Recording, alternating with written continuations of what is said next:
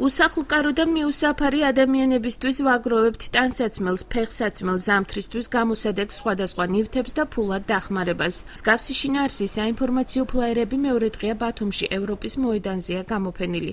აქცია სახელწოდებით ხელი ხელს ბათუმში უკვე მეოთხედ იმართება. შეჭურებულ ოჯახებსა და განსაკუთრებული საჭიროების მქონე პირებს საქველმოქმედო აქციის ორგანიზატორები თავად არჩევენ. ამჯერად საქველმოქმედო აქციაში დაახლოებით 50-მდე პირი ჩაერთო. აღნიშნული კატეგორიის მოსახლეობისთვის დახმარების გაწევა ნებისმიერ მსურველს ხვალ დღის 3 საათამდე შეუძლია. ვატარებთ რიგით მეოთხე საქველმოქმედო აქციას, ვაგროვებთ გაჭირვებული ადამიანებისათვის თბილ ტანსაცმელს და ზამთარში გამოსადეგ სხვა ნივთებს და მოუწოდებთ ხალხს აუცილებლად ჩაერთონ ამ აქციაში და გავიღოთ ჩვენი წვლილი ამ კეთილ საქმეში და აუცილებლად დავეხმაროთ ადამიანებს, რომელსაც ნამდვილად ჭირდება დახმარება. ჩემთვის როგორც ადამიანისა მოქალაქის ვალდებულებად მიმაჩნია, რომ მსგავს აქციებში მონაწილეობა მივიღო და გვერდში დავუდგე ჩვენს თანამოქალაქეებს, რომელსაც უჭირთ.